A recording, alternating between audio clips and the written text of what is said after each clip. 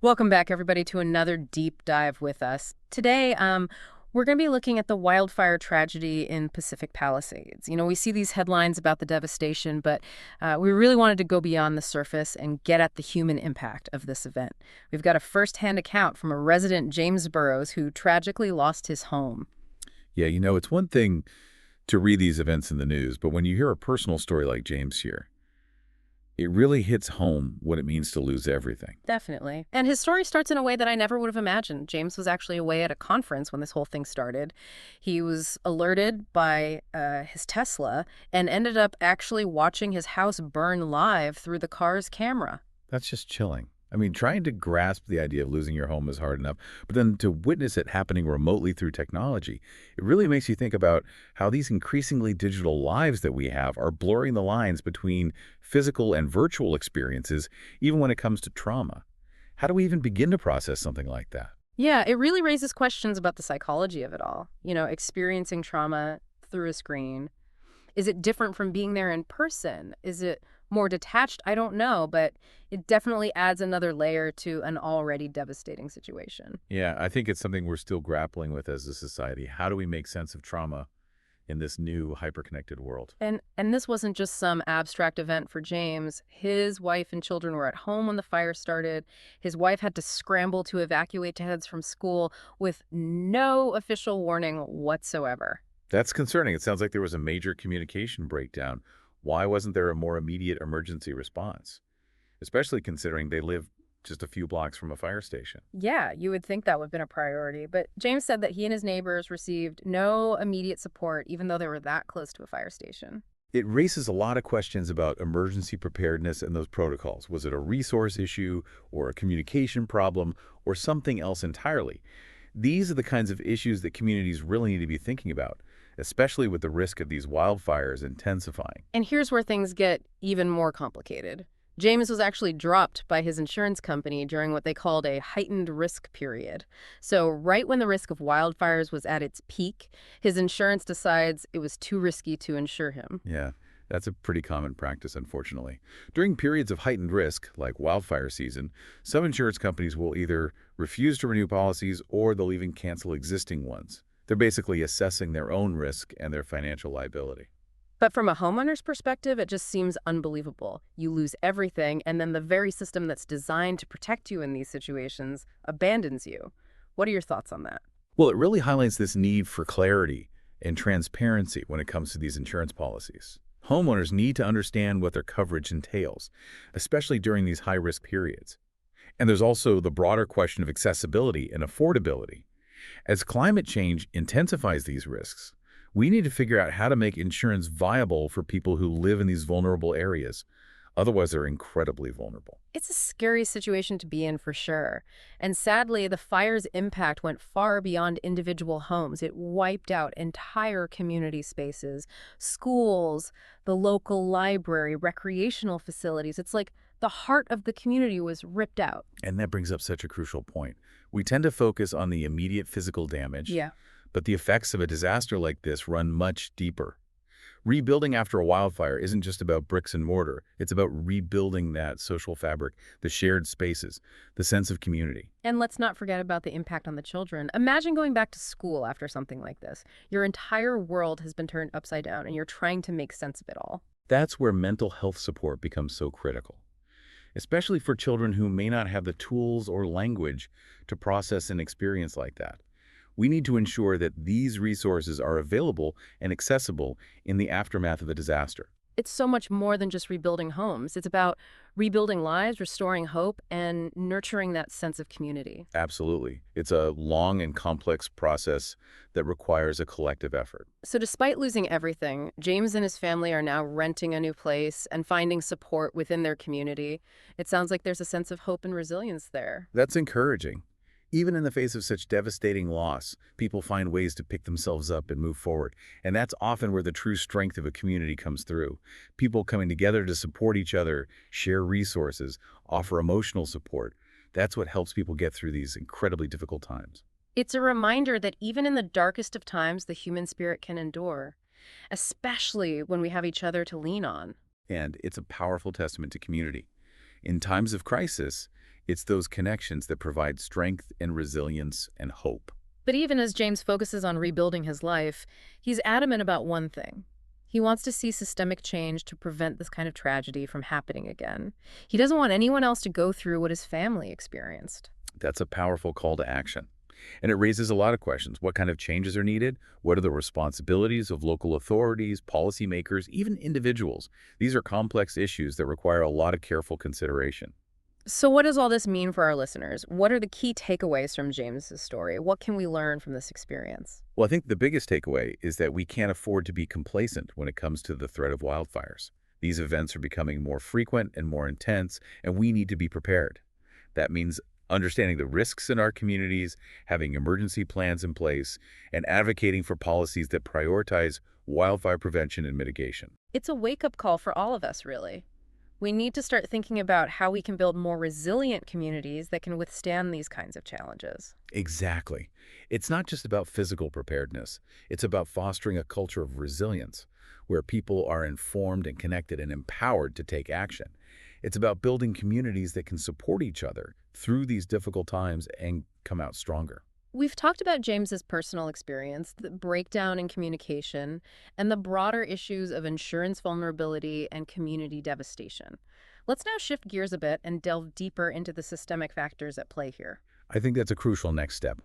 We need to understand the underlying causes of these tragedies if we're going to effectively prevent them from happening again. So let's zoom out a bit and explore the bigger picture. What are some of the systemic factors that could have contributed to this wildfire tragedy? Well, one thing that stands out is the potential for gaps in our emergency alert systems and response protocols.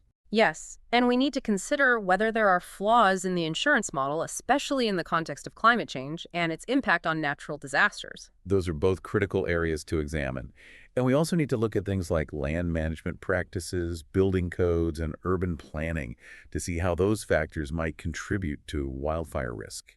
It sounds like a lot of ground to cover, but it's important to have these conversations if we want to create a safer and more resilient future. Absolutely. And I think our listeners will find this exploration of these systemic factors to be both informative and thought-provoking. It's about understanding how we got here and what we can do to change course. This deep dive has already been incredibly insightful. What are some of the potential solutions we can explore to address these systemic issues? That's a great question, and one that we'll tackle head-on in the next part of our deep dive. We'll explore specific actions that can be taken by individuals, communities, and policymakers to mitigate wildfire risk and build greater resilience. I'm looking forward to diving into those solutions. This is a conversation that needs to happen, and I hope our listeners will join us for the next part of this important deep dive. So, as we think about these solutions, one area that really comes to mind is how we can leverage technology to improve these emergency alert systems. That makes sense. I mean, we were just talking about how technology played such a big role in James's experience, both the good and the bad. Right, and if we can use technology to get, the right information to the right people at the right time, we could potentially save lives. Imagine more sophisticated alert systems that use real-time data. Maybe even incorporating AI to, analyze wildfire behavior and predict its path. That kind of advanced warning could give people those extra minutes they need to prepare and evacuate. Yeah, those extra minutes could make all the difference in the world. Exactly. But it's not just about the technology itself. It's also about making sure those alerts are clear and easy to understand, accessible to everyone, regardless of language or disability. Okay, so we got the alerts going out. Then what? How do we make sure the emergency response is effective? I mean, James and his neighbors were right by a fire station and still didn't get immediate help. Yeah, that speaks to the need for better training and resource allocation for our first responders. What do you mean by that? Well, firefighters and other first responders, they need to be equipped to handle increasingly complex and dangerous situations. That means investing in ongoing training that incorporates, the latest knowledge about wildfire behavior, new firefighting techniques, even things like mental health support. These guys are dealing with incredibly stressful and traumatic events. Yeah, it's a tough job. They need all the support they can get. Absolutely. And, on the resource allocation side, we need to make sure that fire departments have the staff, the equipment, and the funding they need to respond effectively. That might involve, rethinking how we prioritize funding, maybe even shifting resources from reactive firefighting towards more proactive prevention and mitigation measures. Yeah, it sounds like preventing these massive fires in the first place would be a lot more effective and probably less costly than trying to fight them once they've gotten out of control. You're absolutely right. And that brings us to another crucial area for systemic change: land management practices. Oh, okay, let's unpack this. What kind of practices are we talking about? Well, one approach that's shown a lot of promise is controlled burns. It might seem counterintuitive to fight fire with fire, but strategically setting these small controlled burns can help reduce the buildup of dry brush and other flammable materials. And that reduces the fuel load and makes it harder for wildfires to spread. So it's kind of like a preemptive strike against those out of control wildfires. Exactly. And another strategy is forest thinning, which involves selectively removing some trees and vegetation to reduce density and create more open spaces. And this makes it harder for fire to jump from tree to tree. And it also improves forest health by allowing more sunlight and resources to reach the remaining trees. It sounds like we need a more proactive and thoughtful approach to how we manage our forests and wildlands. Absolutely. And this goes beyond just the wilderness areas. We also need to think about how development and urban planning, contribute to wildfire risk.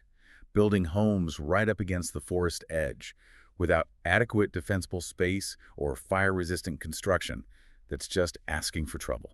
So stricter building codes are part of the solution. Absolutely. We need to design and build homes with wildfires in mind, using fire-resistant materials, creating defensible space around structures, and incorporating other features that can help mitigate risk. And this applies to new construction, as well as retrofitting existing buildings in these high-risk areas. So it's about creating a culture of fire safety, not just in rural areas, but in urban and suburban settings as well. Exactly. And that culture of safety includes individual responsibility. We can't just rely on the government or the firefighters to protect us. We all need to be aware of the risks and take proactive steps to protect ourselves and our properties. So what can homeowners do to be more prepared? Well, it starts with understanding your individual risk. Know your evacuation routes, have a go bag ready with those essential supplies, and create a communication plan with your family in case of an emergency. Okay, those are all practical steps that anyone can take. But what about insurance? We talked earlier about how James was dropped by his insurance company. Is there anything homeowners can do to protect themselves in that situation? Yeah, it's essential to carefully review your insurance policy and make sure you really understand, those terms of coverage, especially when it comes to natural disasters. Don't be afraid to ask your agent questions if anything is unclear. It's also a good idea to shop around and compare policies from different companies to make sure you're getting the best coverage for your needs and your budget. So it's all about being informed and proactive. Knowledge is power, right? Absolutely. The more you know about your risks and your options, the better equipped you'll be to make those decisions and protect yourself and your family. Okay, so we've talked about the role of technology, the need for better training and resources for first responders, land management practices, building codes, and individual responsibility. It sounds like a multifaceted approach is needed to really address this issue of wildfire risk. You're absolutely right. It's not a simple problem, and there's no one-size-fits-all solution. It requires a collective effort from individuals, communities, policymakers, scientists, everyone in between. Jim's talked about rebuilding not just structures, but the social fabric of the community. How do we even begin to address that? Well, that's where the power of community really comes into play. Supporting those local organizations that are working to rebuild schools, libraries, and other community spaces is essential. Donating your time, your money, or resources can make a huge difference. And what about the mental and emotional toll of these disasters? How do we support people who are, struggling to cope with the trauma and the grief? Yeah, that's such an important aspect of recovery, and it's often overlooked.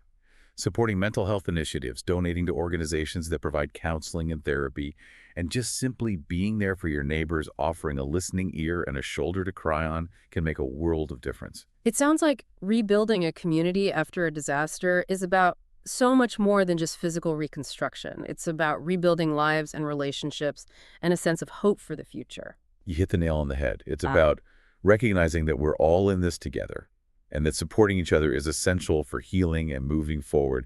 And I think that brings us to the heart of what James was talking about, when he called for that systemic change. It's about creating a society that prioritizes community well-being invests in resilience, and empowers individuals to be active participants in creating a safer future. This has been a really insightful exploration of these systemic factors and the potential solutions we can pursue. As we wrap up this part of our deep dive, what's the one thing you want our listeners to take away? Well, I hope they come away with a sense of hope and empowerment. The challenges are significant, but we're not powerless. There are things we can do both individually and collectively to mitigate wildfire risk and build more resilient communities. This is a conversation that needs to continue. And in the final part of our deep dives, we'll explore how climate change is impacting wildfire risk and what we can do to adapt and build a more sustainable future.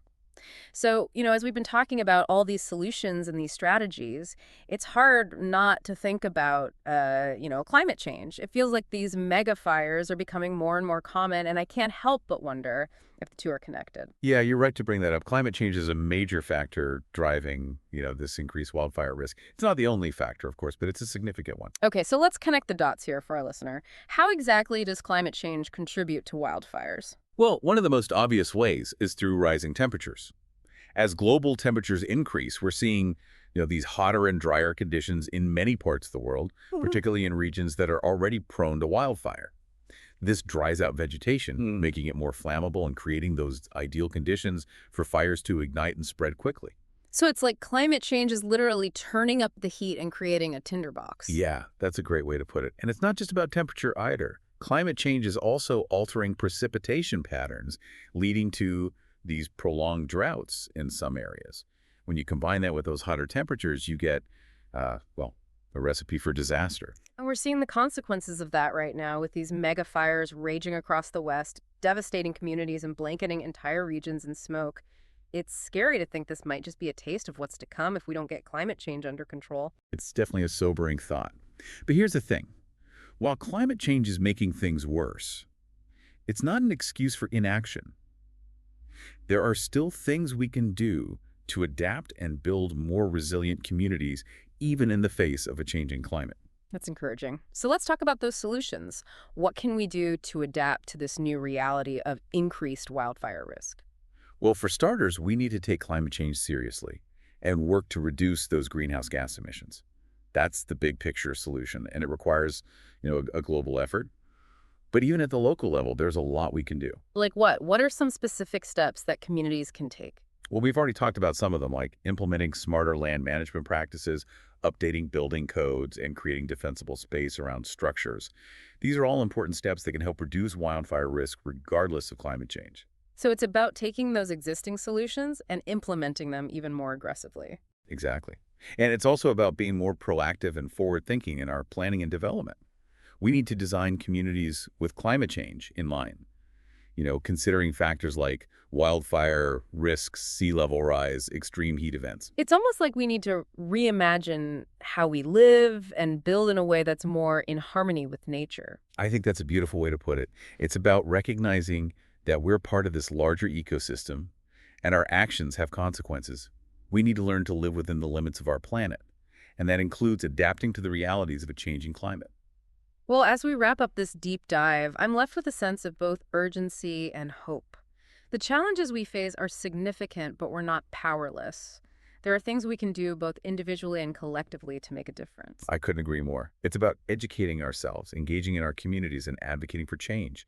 It's about being proactive, not reactive. Yeah. And it's about recognizing that even small actions can have that ripple effect. And it all starts with having these conversations, right? Right, Talking yeah. about these issues, sharing information, and inspiring each other to take action. That's exactly right. These conversations are crucial. They help us break down that complexity, connect with each other, and build a shared understanding of the challenges and opportunities. So to our listeners, we hope this deep dive has given you some food for thought, maybe even sparked a desire to learn more or get involved in your community.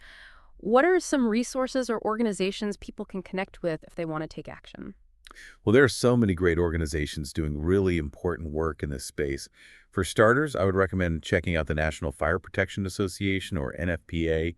They have a ton of information about wildfire safety and prevention. The Forest Stewardship Council, or FSC, is another great resource for learning about sustainable forestry practices. And of course, there are many local organizations working on wildfire mitigation and community resilience in those fire-prone areas. Mm-hmm. A quick online search should point you in the right direction. It's been an honor to have this conversation with you. Thank you for sharing your expertise and your insights with us today. The pleasure was all mine. I'm always inspired by these conversations and exploring how we can create a safer and more sustainable future. And to our listeners, thank you for joining us on this deep dive. We hope you found it informative and thought-provoking. Stay safe and stay engaged.